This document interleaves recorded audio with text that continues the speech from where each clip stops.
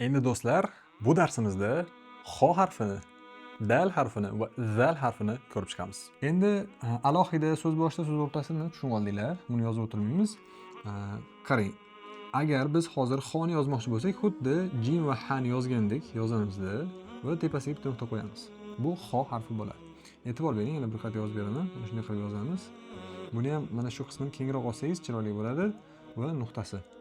So'z boshda kelishi mana shunaqa shaklda yozilib, nuqtasini qo'yamiz. Keyingisi so'z o'rtasida kelishi bunaqa shaklda xo harfi. So'z oxirida kelishi bunday qilib yozib, so'z oxirini mana shunaqa shaklda qilib yozsak bo'ladi. Bu xo harfi. Demak, xoni 4 xil ko'rinishini yozdik. Alohida so'z boshida, o'rtasida va oxirida. Ularga harakat qo'yamiz. Mana xo fatha bilan xo, o o'qiladi, ha emas. Bunisi xi, bunisi xu va bunisi sukun holatiga misol bo'lyapti. Harakatlar bunaqa harf bundayrog'ida ham bo'lishi mumkin yoki mana bunaqa joyga yozsak ham bo'ladi. Harakatlar aynan harfni ro'parasida bo'lmasligi ham mumkin. Shunga ham e'tibor berasizlar. Endi shu xo harfi bilan birgalikda alif birga kelsa nima bo'ladi? Men yozib ketaman, siz o'qib ketasiz. Nima bo'ldi hozir? Keyingi harfimiz mana bunaqa holatda bo'lsa-chi, siz o'qib ketasiz. Keyingi harfimiz mana bunaqa holatda bo'lsa-chi, endi siz bularni o'qishingiz kerak. 3 ta yozdik, o'qiymiz.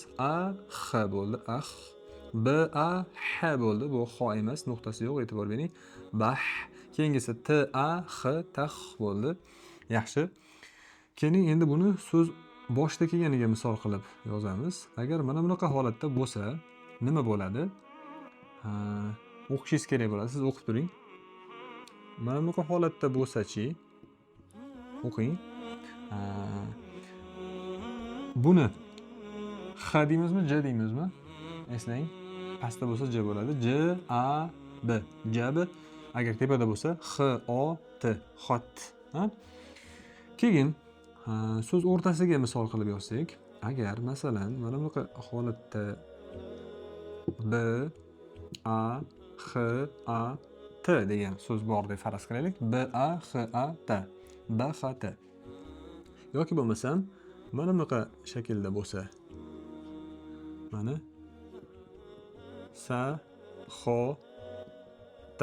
Mana Sa, Xo, T. So'z oxiriga ham misol qilib yozamiz. Misol uchun bunda ham mana shunaqa so'z oxiriga ham misol qilib yozamiz. Misol uchun mana B, A, T, I, Xo. B, A, T, I, Xo. Farazan. Nima bo'ldi? O'qiymiz. T, A, B, I, X, O. T, I, Xo. Mana shunaqa shaklda yozsak, agar nuqtasini yuqoriga qo'yadigan bo'lsak, bu xo harfi bo'ladi. Mana azizlar, xo harfini o'rgandik. Endi dal harfini o'rganamiz. Dal harfi, qarang, bu ikki ko'rinishli harflardan mana bunaqa shaklda yoziladi. Satr chizig'ini ustida yoziladi. Bu alohida va so'z boshidagi ko'rinishlari bir xil bo'ladi. So'z o'rtasida kelsa va so'z oxirida kelsa, mana bunaqa o'zidan oldin qo'lchasi bo'ladi. Shunga e'tibor berasiz. Demak, bu D, A, D, D, I, Di, D, U, Du va D sukun D ni o'zi. Da, Di, Du, D. Endi so'z yasaymiz. A va D. Nima bo'ldi? A, D. A, D. I, D. I, D. U, D. U, D. Mana bunaqa so'z yozamiz. D, A, D, A. Dada bo'ldi. Dadalar bormisizlar? Hop, keyingisi D, D, I, I. Didi. Keyingisi D, U, D, U. Dudu. B harfini yozamiz va D harfini sal balandroq yozamiz. B, A, D. Bad. T, A, D qilib yozamiz. T, A, D. Tad. F, A, D. F, A, D. Sad. D va B harflari. D, U, B. Dub. D, U, B, I. Dubi. D, U, B, A. Duba. dub, dubi, duba. Va keling bunisini ham yozib beraman. D u b u, dubu. Hammasi du bilan boshlanyapti. Dubi sukun bilan, d u b kasra bilan, duba fatha bilan, dubu domma bilan kelgan so'zlar misoli. Endi azizlar 3-harfga keldik. Dal harfini sherigi bo'lgan zal harfini yozamiz. Zal harfi qaranglar, xuddi dal harfini o'zini yozamiz u bitta nuqta qo'yamiz. Mana dalni yozdik, nuqta qo'ydik. Dalni yozdik, nuqta qo'yamiz. Dal nuqta. Shu nuqta bilan farqlanadi, xuddi egizakka o'xshaydi bular. Xo'p, mana z talaffuziga e'tibor bering. Z. Xo'p, oxirida kelishi mana bunaqa shaklda yozamiz va mana shu harfimiz z harfi. Z. Xo'p, keling buni sizga boshqacharoq shaklda yozib bersam. Z a z i z u nima bo'ldi? Zazizu bo'ldi. Zazizu. Endi hop, yana ham boshqacharoq shaklda yozib beraman. Nuqtalarni qo'yib olamiz. Zu zi za. Zuziza. Yana buni boshqacharoq qilib yozamiz. Nuqtalarni qo'yamiz.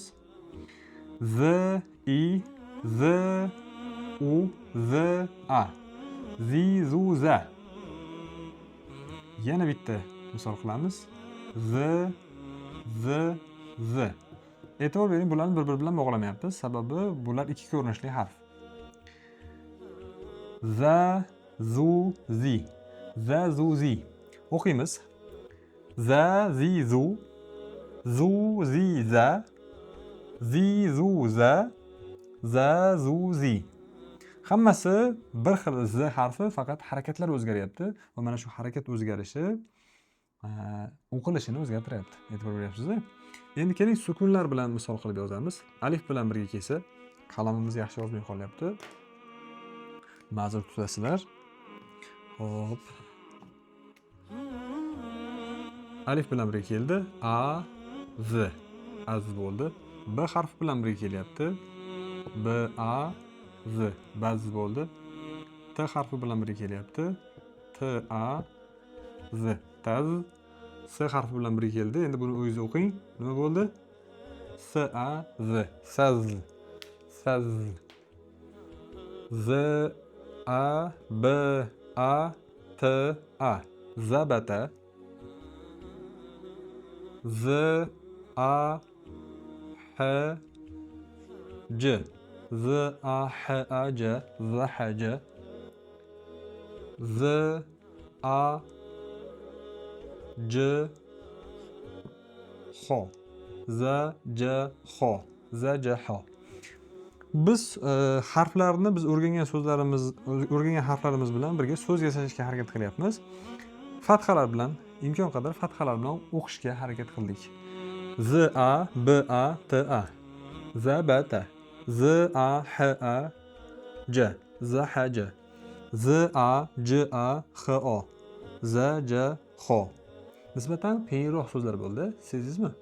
Darsimiz oxirini bitta hikoya bilan tugatmoqchiman. Qadimda ikkita podshohlar bir-biri bilan jang qiladi va jangda bir tomon ikkinchi tomonni yengadi. Yengan tomon mag'lub tomonni odamlarni asir oladi va ularni tovon pul evaziga ularni ozod qilish mumkinligini shartini qo'yishadi. Agar ozod qila olishga qurbi yetmasa insonni yoki yaqin qarindoshlari kimdir kelib ozod qilishga qurbi yetmasa, puli yetmasa, o'sha bu yoqdagi kishi ilmni qadrini biladigan kishi bo'ladiki, biz tarafdan bo'lgan insonlarni bolalarga 10 tasiga o'qish yozishni o'rgatadigan bo'lsa, uni ozod qilishini aytadi. Ya'ni bundan shunaqa xulosa qilsak bo'ladiki, ilm insonni hatto o'limdan saqlab qolishi mumkin, qullikdan ozod qilishga sabab bo'lishi mumkin. Ya'ni siz hozir olayotgan ilm bu qadrsiz narsa emas, balki qadri shu darajadaki, hatto sizni qullikdan ozod qilishga yaraydigan bu tarixda bo'lgan voqea. Ana shunday darajadagi ilmni olyapsiz. Aynan arab harflari bilan bog'lab bo'lgan bu. Shuning uchun bunga mahkam bo'ling. Agar sizga darslarimiz ma'qul bo'layotgan bo'lsa, oxirigacha ko'ring va 10-darsimizdan keyin tugatib, bizni qisqa imtihonimizdan o'tadigan bo'lsangiz, sizga bizni maxsus sovg'amiz bor. Buni yuqoridagi darslarimizda aytdik. Kim ko'rmagan bo'lsa ko'rishi mumkin. Kamida 30% chegirma bilan bizni darslarimizda qatnashish imkoniyati. Shuning uchun hozirda o'zida darslardan foydalanib qoling.